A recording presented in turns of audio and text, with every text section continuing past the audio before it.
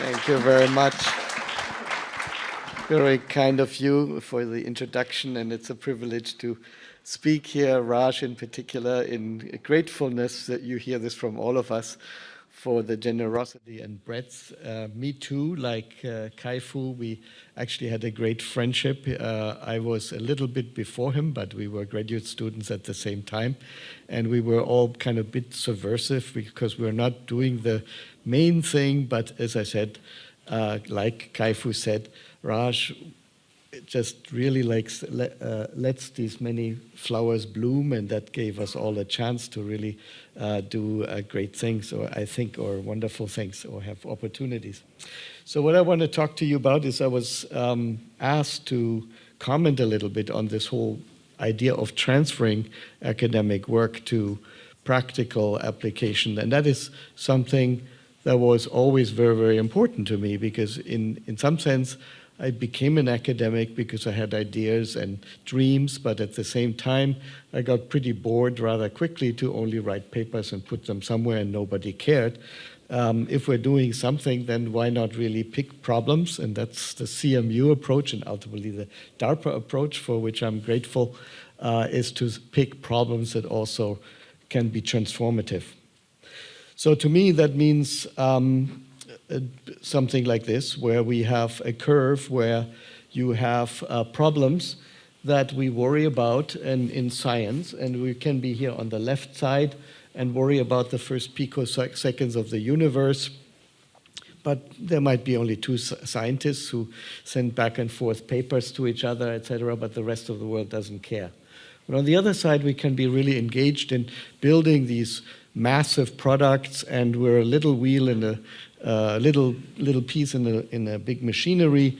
And to me as an academic, the most exciting moment here, or place to be, is in this box where you take a really literally crazy idea and move it in the direction of something that can really stimulate the inspiration and say, well, this really works, and we can actually make something off of it. And that's the CMU approach, I would say, because Carnegie Mellon stands for this, where we always have these crazy ideas that nobody thought were doable, and eventually we end up with something that actually works. Now, where do you go from there? Once it actually works, as a university, we become less effective in doing it because we just write papers and we graduate students, so we have to somehow see what the next thing then is, and then the typical way is transition. We write a paper, we do some prototype and give it to industry to run with it. Now, what was my idea or my dream for really my whole career was to solve this one problem of the language divide, particularly coming from Europe, and I grew up in Spain in my childhood. I was always confronted with these multiple languages, and people can probably only master 4 or 5, if that, in their language, in their life. And so how do you overcome this when there's actually 7,000 languages in the world and we don't understand each other? And so it causes a lot of misunderstanding in the world and a lot of conflict in the world because we simply don't have an idea of what the other people are actually thinking about. So as we noticed, some people propose we should just all switch to English. That would never work because of the French. And apologies. But once you include the French in Europe, then you can't exclude the Spanish because they're so populous. And once you have the Spanish, then you have to have the Germans and so on and so forth. Before you know it, you need to have all 23. And that's what the European community actually does. When you go to the parliament, there are 23 translator booths and so on. It's really huge. Now, when you do that, then another thing you could say, let's switch to Esperanto or Latin. That didn't work, and we know how that story ended. And it's neither realistic nor desirable. Everybody wants to have their own expression, and language is really an expression of our life. So how do we employ AI to overcome these language barriers and provide a worldwide mutual understanding and really benefit the world? And in some sense, AI to me is a more of a tool, and quite frankly, I prefer working on things where humans interact with humans and we use AI to help that interaction as opposed to fostering something where AI becomes a preoccupation in itself. Now that's a philosophical discussion. Let's continue with the technical side. And here what we first need to realize is that language is not just text. It's social media, road signs, spoken language, information like emotions, language, ID, style, speaker, formality, brain signals. There are lots of these things that impinge on our communication processes. So translation is a process of really taking, in my view, not only a text and transmitting it to another language, but really creating what I call language transparency, where you really want to create an environment where we can meet with each other and communicate. And the language problem goes away. We can retain our identity, but we make it essentially transparent. So we started with consecutive translation and simultaneous translation and language transparency. What are these different concepts? Consecutive translation is when you say a sentence, it translates it on the other side and synthesizes it, and the other person can respond, and it comes back to you, and you can communicate that way. That works if you're in the field, let's say in humanitarian situations, and you have a dialogue with someone.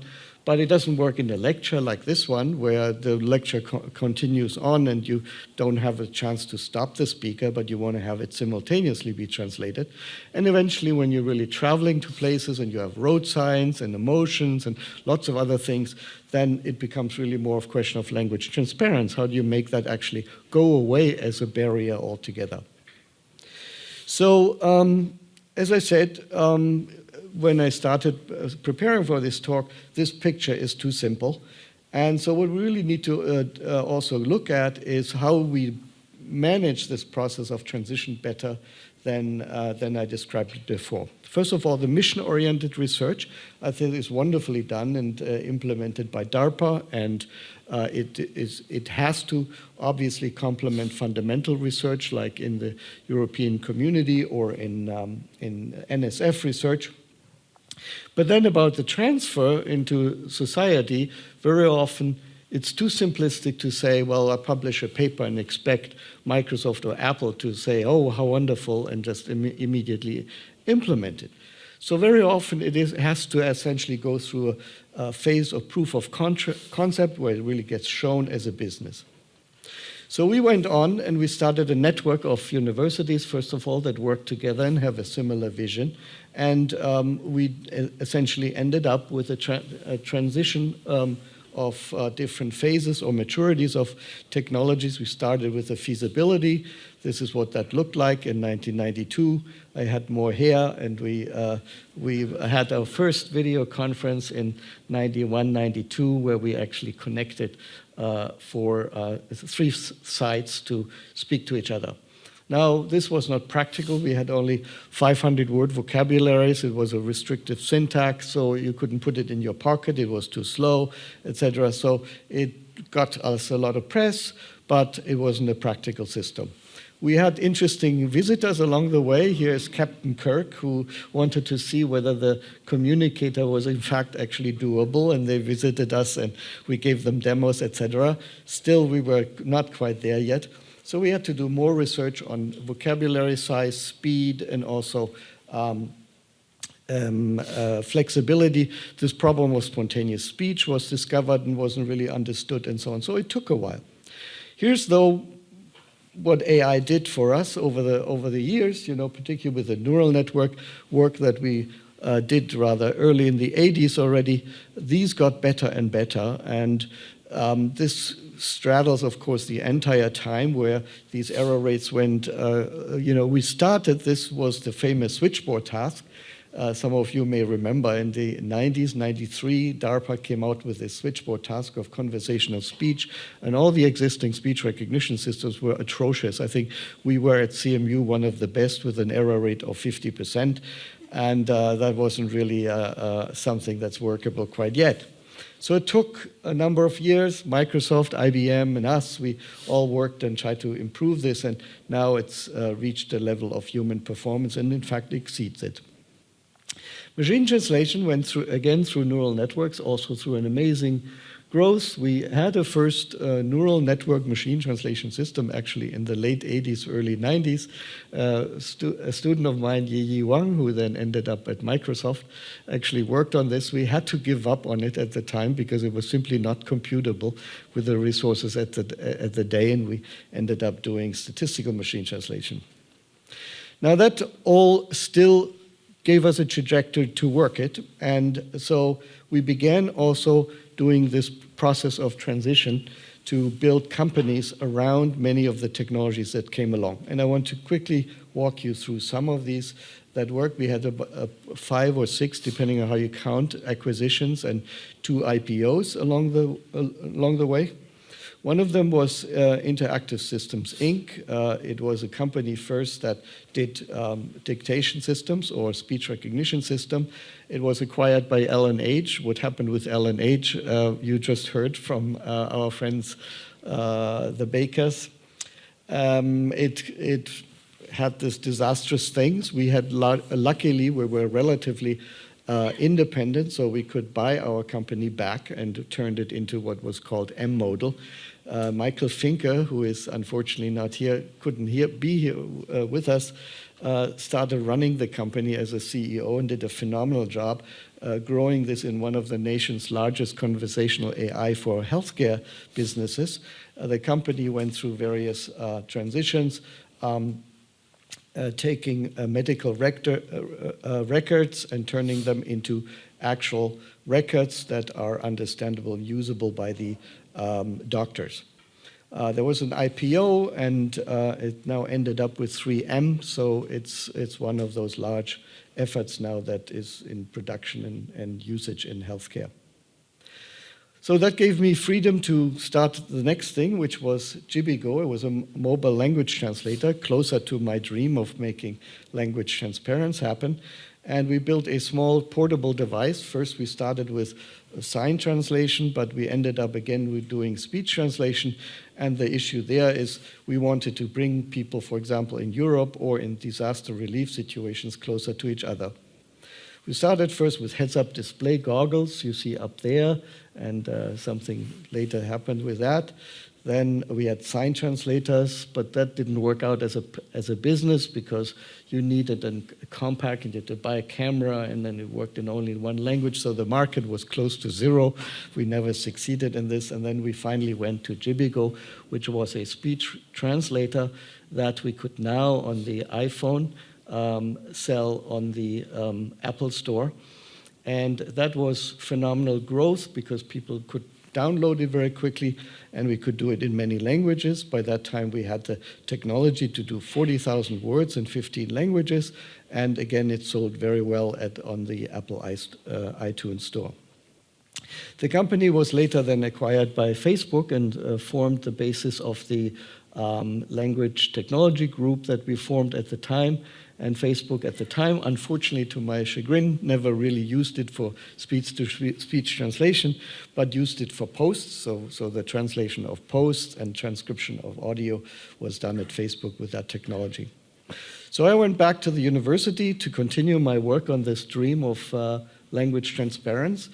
And one of the things we still do today is, for example, humanitarian deployments. This is a deployment in Thailand in Cambodia with an effort that's called Cobra Gold, where medical professionals from the US or from other countries in Asia treat people in local communities. Now, you all heard about the European migrant crisis, where people have streamed into Germany and European countries during the war in Syria and now more recently in Ukraine, which now creates problems in medical hospitals where traumatized people arrive and they don't really understand the language. So we're doing this too. Oops, the graphic here deleted my text, but you see here the healthcare professionals and people talking to patients through these translation devices interactively. So this is consecutive translation.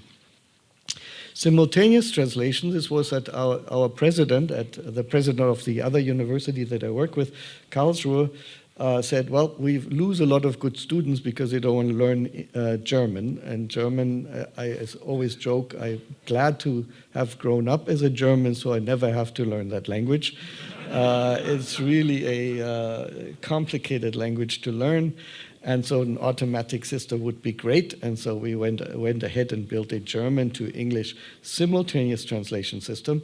And you see that here in action. We run that since 2012 as a product really in the university.